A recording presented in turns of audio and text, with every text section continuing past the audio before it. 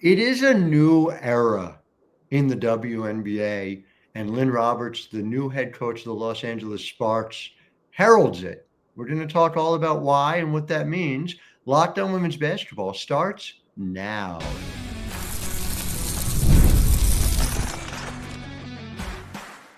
You are Locked On Women's Basketball, your daily podcast on women's basketball. Part of the Locked On Podcast Network, your team every day. Hi, everyone, and happy December to you. My name is Howard Megdal, and I want to welcome you to Locked On Women's Basketball. Thank you for making us your first listen every day. Over 250,000 of you showed up to listen in November alone, showing up the way we show up for you 6 days a week. And of course, it is not just me, it is the entire crew across the board over at The Next. At thenexthoops.com, we have over 100 reported pieces every single month dedicated to the past, present, and future coverage of women's basketball. Subscribe now, $9 a month, $72 a year for the opportunity to support the work covering this great game. And this great game has had certain, let us say, silos for where you can expect the talent, the innovation within different areas, front offices, head coaching, you name it. And so, Lynne, you'll have to forgive me. This is not your first time on the show, and I need to talk about a couple of things, a point of personal privilege as a host. There have been some truly innovative thinkers over the past generation when it comes to women's basketball, specifically offensive flow, changes in the game that we are seeing. I would argue at the forefront of these changes has been what Lynne Roberts built at Utah. And so there was always this belief, and Lynne, you made a bit of a liar out of me. I always said to people, you're going to win a national championship at Utah. Well, now instead, the head coach at Los Angeles with the Sparks. And what's so interesting to me, and we'll get into the specifics of it, is it heralds a change in economics. It heralds a change in who is potentially able to go where. There's a lot of reasons for it, but I just want to start there, which is to say that a question I asked you at the press conference, and we'll dive into the details, had to do with the analytics of what was possible at the college game. Do you believe that there is a same level of, let us say, I mean, I'm using extreme, but I mean it in the best possible way, and an extreme effort to maximize efficiency at the pro game? Is that type of approach possible? Yes. And Howard, thanks for having me on. And it's Sure. great to be back. And I appreciate those kind words. I had every intention of winning a national championship at Utah as well. But sometimes, opportunities come and life takes a turn. And I'm excited about the turn. But to answer your question, yes, I do think that is, my intention is to increase efficiency. And efficiency is a big word, but it means all the things in terms of quality shot selection, points per shot attempt, points per possession, your offensive rating, your defensive rating, all the numbers. Basketball is basketball, whether it's college men, college women, pro men, pro women. It's the same across the board. You see it in the NBA, the heavy dose of the points per shot attempt, where they're taking the shots, who's taking the shots. It all kind of goes into shot quality. And I intend to, attack that with the Sparks. Your numbers, and I just want to set, and we're going to talk segment one about kind of the big move. Segment two, we'll get more into the details of, the team that you have as well. And then just segment three, talking the bigger picture, what it means that there is this pipeline that just flat out wasn't there a couple of years ago. Right. And so you had, this number never ceases to amuse me. North of 88% of your shot attempts last year were either in the paint or beyond the three-point range. And the record, I went back and checked actually all the teams going back to 97, is just around 77% in the WNBA. So clearly there's now obviously there are bigger bodies. Obviously there's, different things that go into it. But when you start to think about the goals that you're going to set for yourself as you build staff, as you put it together, are those the realistic kind of numbers in your mind? Or are you looking to, in some ways, superimpose what you were able to do at Utah, here in the W? Yeah, I mean, it'll be nuanced, right? To your point, they're bigger, stronger athletes, and so they're able to maybe get off shots that at the college level weren't good shots, but they become better shots with pro players. I think you have to be able to knock down mid-range shots. I think, again, shot quality comes down to taking the best shot the defense gives you, right? Mm-hmm. So if that is the best shot, we're not going to attack the rim if that's not available. If they're giving us 9-foot pull-ups in the paint, those are great shots. If they're open, not smothered, all those kind of things. The key with that is you have to have 5 players on the floor that can score. You have 5 people that can score, meaning they all can spread the floor. Then you have spacing. Then you're talking about being able to get to the bucket and create more things at the rim. So that's not going to change, but it will be nuanced with personnel. It will be nuanced with, again, what is a great shot, and what a great shot for me might be different for you. And that, so it is nuanced in that, but philosophically, fundamentally, those are the goal shots. Threes are, in that paint area. Yeah. Right. If you ever saw me play, there is no such thing as a great shot for me, but I appreciate that idea all the same. It's a lovely sentiment. And so specific to your move from Utah, I know, and for those who may not, like, you give your everything to everything you've done. It's why you've succeeded at every level you've ever been at.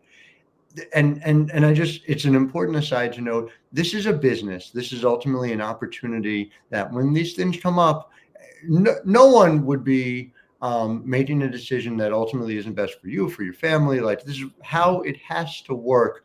That said, it had to be hard for you, I know, to make that decision at this point in the season. Yeah. How did you kind of reconcile that in your own mind, Will, among your family? Right. Going from all in to all in has to be especially hard.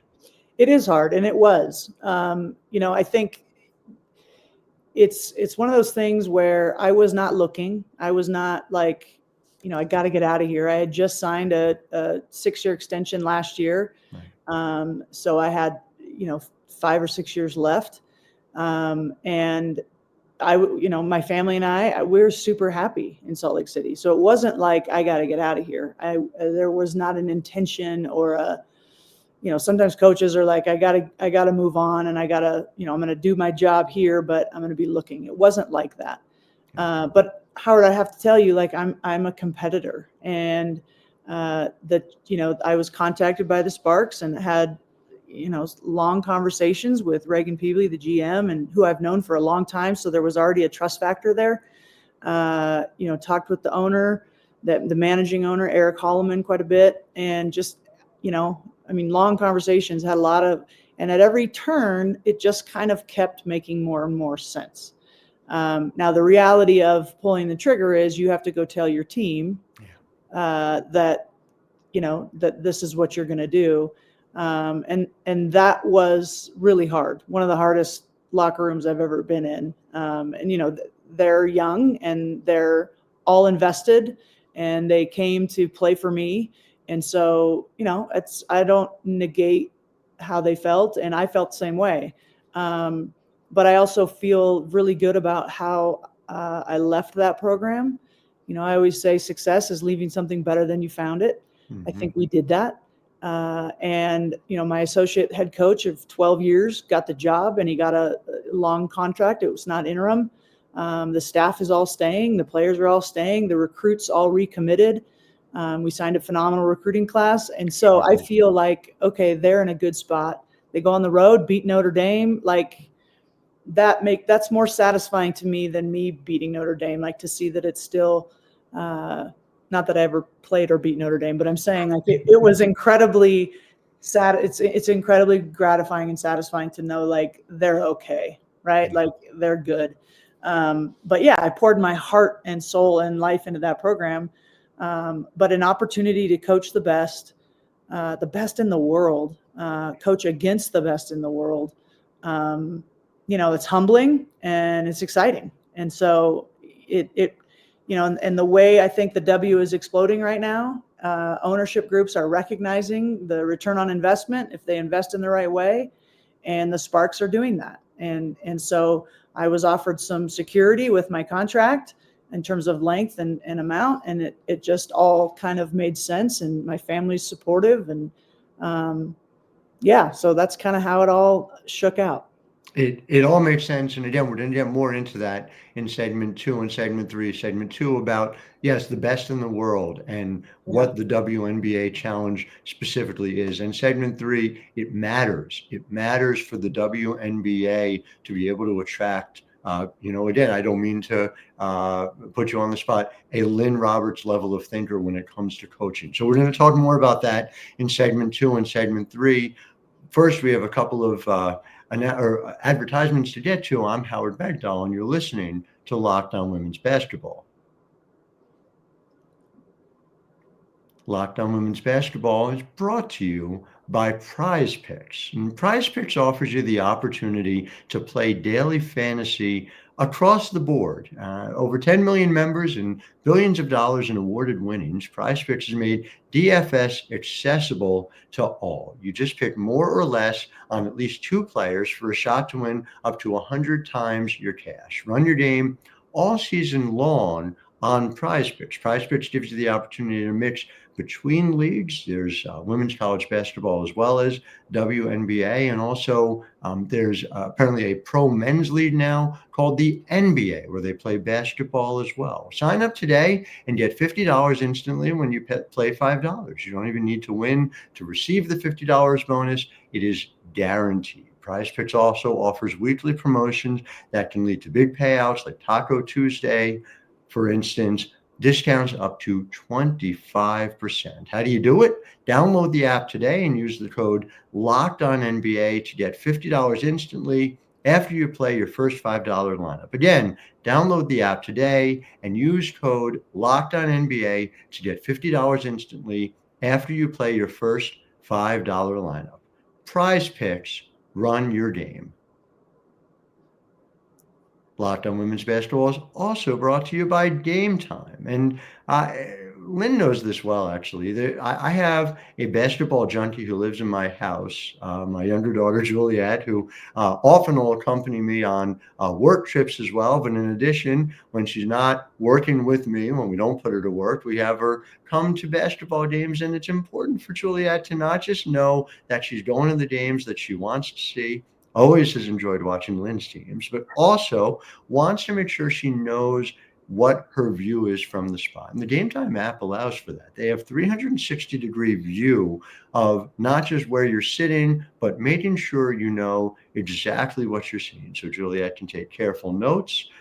Coach, I just doesn't matter as much to you in the pro game, but she's class of 32 coming out. And so when that comes to pass, she'll be ready because she went to Game Time. You can do it too. You can download the Game Time app, create an account, and use code LOCKEDONNBA for $20 off your first purchase. Terms apply. Again, create an account and redeem code LOCKEDONNBA for $20 off. Download Game Time today. What time is it? Game Time. Her travel team starts on Friday night. If have any scouts you need to send that way. Yeah. So got you. Back here with Lynne Roberts, head coach of the Los Angeles Sparks. And I kind of want to make this open-ended, this part, because you talked about it is the best in the world. And I focused a little bit on the challenge of, how often can you get to the rim for shots? How often can you get those looks beyond the arc? But there are obviously advantages too, things you're going to be able to implement with pro-level players. I'm sure you've already started to be thinking about this. What are kind of those most exciting elements to the way you think about the game that you can apply it here? Yeah, that's a great point, and that is something I'm super excited about. I think, these guys they're experienced, they're talented. I'm looking forward to kind of, with college, you put in kind of, for me, you put in our system, it's not really plays, but it's reads and that kind of thing. When I get to the next level in the W, I look forward to getting like to the next layers of things that maybe you couldn't do in the college game, and just terms of the pace that it's needed, to the decision making, the passing, the skill. There's a foundation there where they're just elite, all of them. And so, as a coach and a professed nerd, like, that's exciting. Like, it's fun to think about just the nuances of, if you're talking about a simple dribble handoff, all the different things you can do, rather than just keep continuing to rep the dribble handoff, because in college you gotta develop the skill. So to get them kind of already at springboarded off their own ability, that part it does sound pretty fun. Also, you have the opportunity, as you mentioned, to work, directly with Reagan Peebley, who, as we know, has been a knowledgeable figure in this game for a long time. You have Eli Horowitz in the front office as well, who has been particularly focused on analytics for a long time. Just in those sort of early conversations, have you felt a particular joy about the way the rubber can hit the road as you guys figure out, not only hear what you're going to be doing in free agency, but man, it's coming up fast and furious with a expansion draft this Friday as well. Yeah, Reagan's been great, and she took the job like a year and a half ago, and is she's really smart and has a really good vision of what the Sparks could be and should be, and she has the support of the ownership group, and we've got an incredible president in Christine Monger. She's smart and driven and all the things. So that front office is amazing. You mentioned Eli. He and I have already, geeked out quite a bit. I think he's excited to have someone that he can geek out with, and I'm the same way. So we talk a lot, and it's fun to talk players and really dive into the analytics with the scouting of whether it's a draft pick or a trade or free agency. It's interesting times too with the CBA and all the things where there's going to be a lot of movement, roster movement with the expansion draft, and most players their contracts will end at the end of this year. So it's a kind of an exciting time of change. And if I feel like the Sparks are in a spot where they're ready to step up and be a major player. And I really believe I wouldn't be here if I didn't believe in the leadership group, from the owners down, Reagan, Eli, Christine, and all the front office people. They are motivated and really smart. The other part of it to me is, and just whenever these moves happen at different points in different people's careers, timing is just the number one reason for all of this. And maybe you haven't thought about this hypothetical, but you pointed out we're at this real inflection point in the WNBA, and I don't use that lightly. Like, something like 80% of the league are going to be free agents coming up in a new CBA that almost certainly is going to have dramatically different salary cap and potential for player movement, you name it. We've never seen sort of the WNBA in its entire history where you're kind of throwing up the card table and seeing where everything lands. If this were 5 years ago, would this be a move that would make sense for you in the same way it does now? I haven't thought about that. Probably not. Right. And I have always operated in every job I've been at is just keep your nose down and do the best you can and not think about what's next. Or what could be next or what you might like. That's just not how I operate. I'm where my feet are and I'm all in, and I work really, really hard. And I believe if you do that, opportunities present themselves. But if you go looking for opportunities, then you're not where your feet are and you're probably not as good as you need to be. So I don't know if 5 years ago, I do think, the W is investing differently. Franchises are putting a premium on creating a franchise that has a stable culture and, not so much turnover and all the things. Because as I mentioned, I think there's a a clear vision of what this league is going to become in the very short term. And again, it's a business, and what is our return on investment? And I think, ownership groups are realizing like, oh, wow, this could be a really good investment, and to get in on it at this time. So for me, the timing was good. I don't know if it would have been good 4 or 5 years ago. I don't know, but it certainly feels right now. It's fascinating, all of the elements that have come together the way you're talking about. So we're back in segment 3, because we want to talk more about that and what it means for not just what success looks like in the job, but what the job can be for you and for others who are making this leap now. So back with Lynne Roberts, head coach of the Los Angeles Sparks, after this. But first, Locked On Women's Basketball is brought to you by BetterHelp. And look, the winter months are here. There's less light. I guess in LA, there's more light than there is here in New Jersey, but there's less light. There's holidays to figure out. Some people are just dealing with it by wrapping up in a blanket with a mug of hot chocolate. Maybe you watch a movie with family, you figure it out, but you don't have to figure it out alone. That's where BetterHelp and therapy gives you an opportunity to help strategize together with somebody who's unbiased, who's going to be able to look at it with you. It's also just so easy. It's entirely online. BetterHelp is designed to be convenient, flexible, and suited to your schedule. You fill out a brief questionnaire, get matched with a licensed therapist, and switch therapists at any time for no additional charge. So find comfort this December with BetterHelp. Visit BetterHelp.com/LockedOnNBA today to get 10% off your first month. That's BetterHelp, HELP.com/LockedOnNBA. Back here in segment 3 with Lynne Roberts. And the easiest way for me to put this is that when you think about the ways in which we talked about WNBA head coaching jobs, they were very different. I remember having a conversation with a college coach. This was before Golden State had even been announced, and saying to her, and she's from the Bay Area, saying, boy, if that ever happened, would you want to make that move? And her response to me was, no, because what WNBA coaches get paid, I couldn't live in the Bay Area.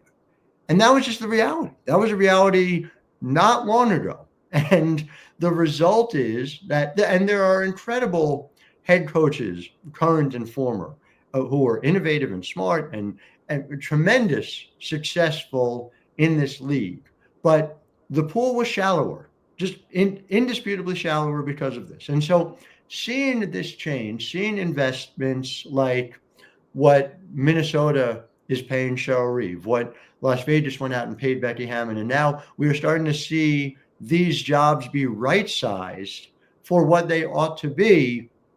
I guess there's a couple of things that go into it. One is you're seeing more longer-term contracts, which means that potentially coaches who succeed can have a longer tenure. I mean, we're not at a point yet where that's happening. We're at this moment of change where Cheryl has been in Minnesota since before my now teenager was born, and everyone else has been there, essentially for 3 to 4 weeks. And so, I mean, you look at that combination, does it change?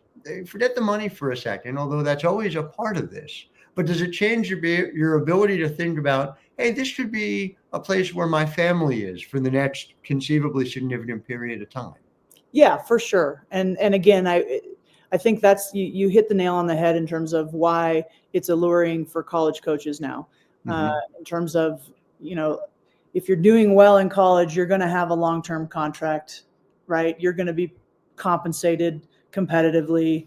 And, that's what you work for, right? That's what you want.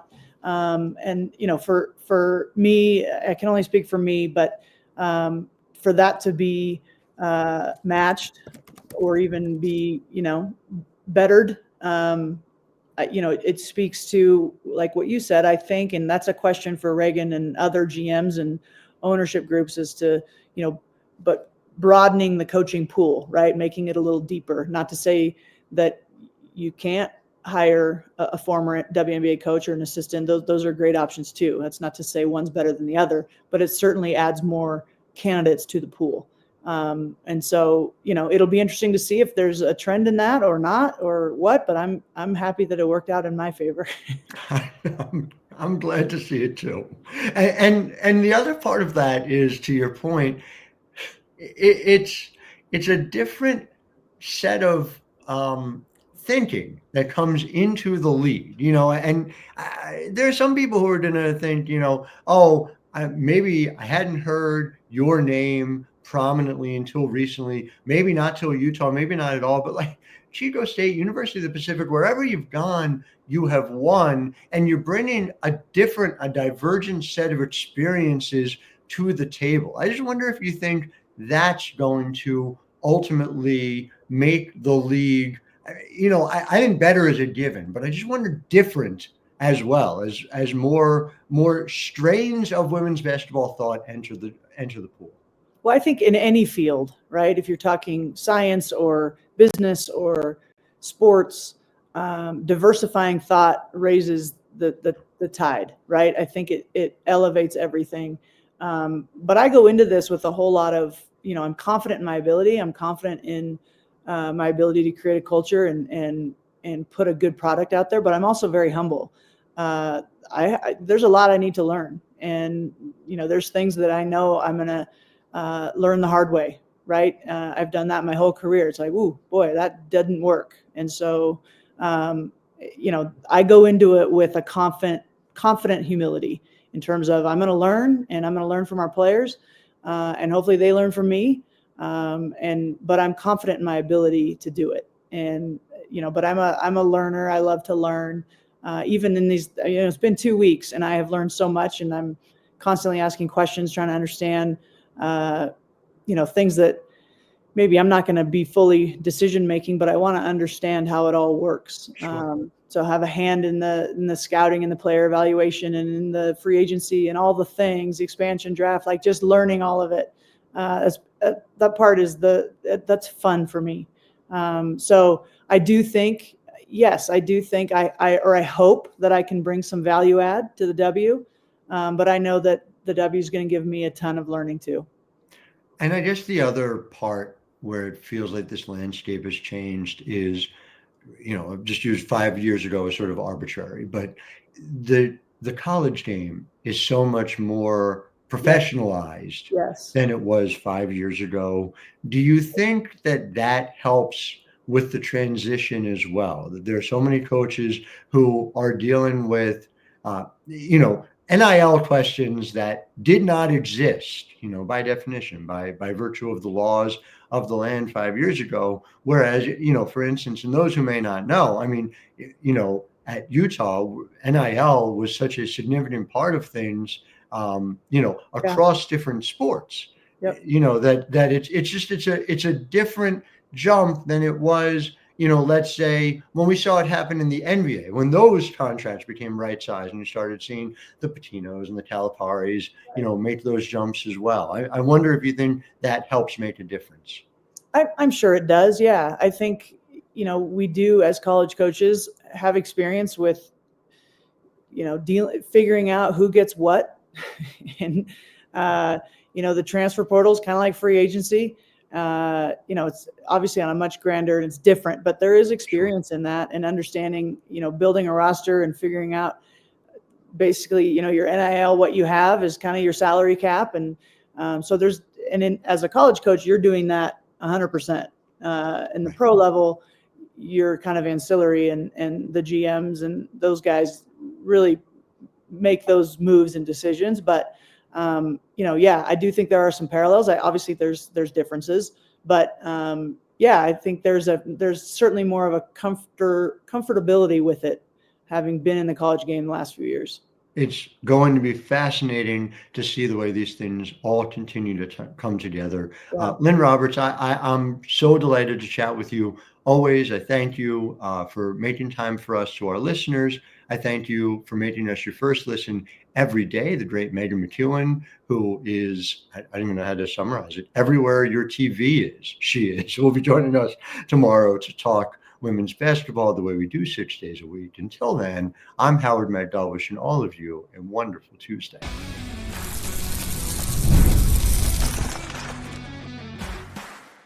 You are Locked On Women's Basketball, your daily podcast on women's basketball. Part of the Locked On Podcast Network. Your team every day.